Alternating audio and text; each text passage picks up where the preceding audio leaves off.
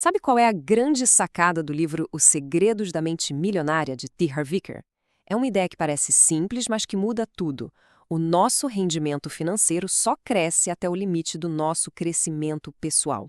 Nessa nossa análise, a gente vai mergulhar fundo para entender como a nossa programação interna sobre dinheiro, aquela que a gente nem percebe que existe, é o que de fato dita o nosso sucesso com as finanças. Para começar, vamos pensar num mistério que todo mundo já ouviu falar, né? Aquela história de gente que ganha uma fortuna na loteria e, de repente, em questão de poucos anos, tá de volta na estaca zero. Às vezes até pior do que antes. Ué, como assim? Como isso pode acontecer? A resposta para essa pergunta é o que vai guiar toda a nossa conversa. E é aqui que está o pulo do gato. Ter a conta recheada de dinheiro é só um resultado. E muitas vezes um resultado que não dura. Agora, ter uma mentalidade milionária, isso é o motor. É a capacidade de não só gerar, mas o mais importante, de reconstruir a riqueza se for preciso. É por isso que a gente vê um monte de milionários que quebram e depois se reerguem, mas quase ninguém que ganhou na loteria perdeu tudo e depois construiu outra fortuna do zero. O verdadeiro patrimônio, de verdade, está na cabeça.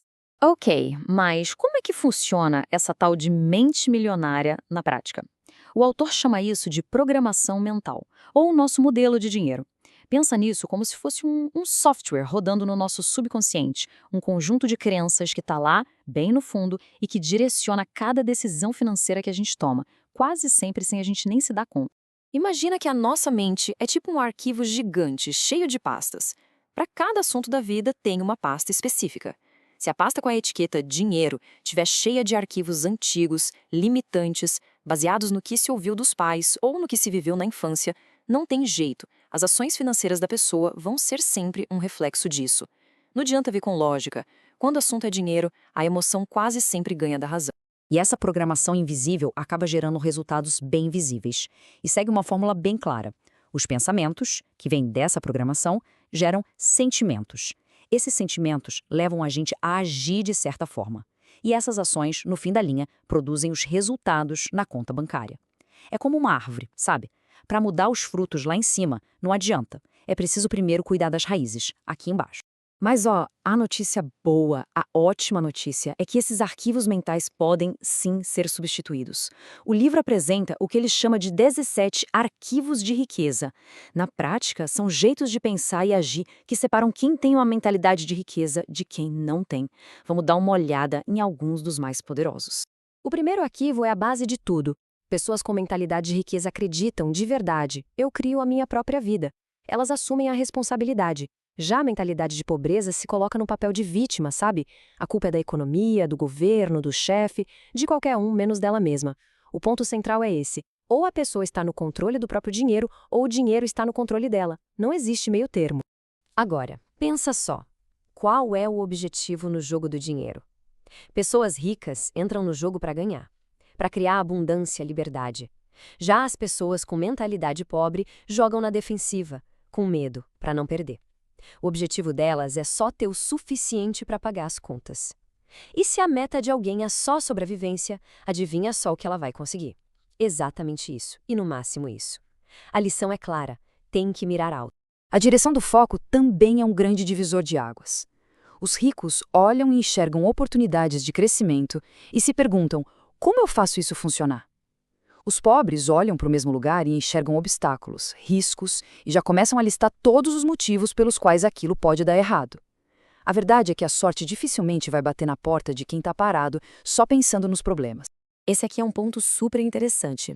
É muito comum quem tem uma mentalidade de pobreza sentir um certo ressentimento por pessoas ricas, sabe? Associar riqueza com ganância, com desonestidade. Mas aí fica a reflexão. Como que alguém pode se tornar algo que lá no fundo despreza? O subconsciente simplesmente trava. A virada de chave é passar de admirar, a abençoar e principalmente a aprender com quem já chegou lá.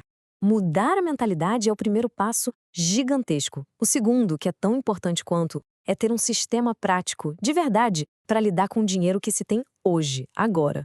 Não importa se é muito ou se é pouco. Muita gente cai na armadilha de pensar, quando eu tiver bastante dinheiro, aí eu começo a administrar. A lógica do livro é exatamente o contrário. Primeiro, é preciso dominar a arte de gerenciar o pouco. Só assim, o universo ou a vida entende que a pessoa está pronta para receber o muito. O hábito de administrar bem o dinheiro vem antes da fortuna. e não o contrário. E para ajudar nisso, o autor propõe um sistema bem simples, mas super eficaz. A ideia é dividir toda a renda mensal em 6 potes ou 6 contas, cada uma com um propósito bem específico. Vamos ver como essa estrutura funciona na prática. A divisão é assim, ó. 50% vai para as necessidades básicas, o dia a dia. Os outros 50% são divididos em 5 fatias iguais de 10%. Uma vai para a conta da liberdade financeira, que é um dinheiro para investir e nunca gastar. Outros 10% para instrução financeira, para aprender mais. 10% para despesas de longo prazo, 10% para doações. E, atenção agora, 10% para diversão. E essa conta da diversão não é brincadeira não. Ela tem um papel psicológico fundamental, treinar o nosso músculo de receber e mostrar para o nosso cérebro que ter dinheiro é algo bom, é prazeroso. Então, beleza. Mentalidade ajustada, sistema financeiro pronto para ser usado, mas ainda falta aquele ingrediente final, sabe? Aquele que separa quem só sonha de quem realmente faz acontecer. A ação. O verdadeiro segredo do sucesso não é tentar ter uma vida sem problemas. Isso não existe. É crescer como pessoa a ponto de se tornar maior do que qualquer problema que apareça. Pensa assim, cada pessoa é como se fosse um recipiente para a riqueza. Se o recipiente é pequeno, mesmo que uma fortuna caia nele, ela vai transbordar e se perder. O foco precisa ser em expandir a capacidade desse recipiente, ou seja, no crescimento pessoal contínuo. E essa citação do livro resume a essência da ação de um jeito perfeito. A zona de conforto é um lugar quentinho, né? Mas é lá que os sonhos e o potencial morrem. A transformação de verdade acontece quando a gente se dispõe a fazer o que é desconfortável, o que desafia. É aí que o crescimento real acontece.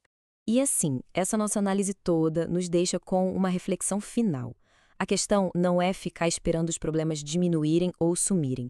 A pergunta que realmente importa é: a pessoa está disposta a se comprometer com o próprio crescimento, a ponto de se tornar maior do que qualquer obstáculo que a vida coloque no caminho? A resposta para essa pergunta pode definir um futuro financeiro inteiro.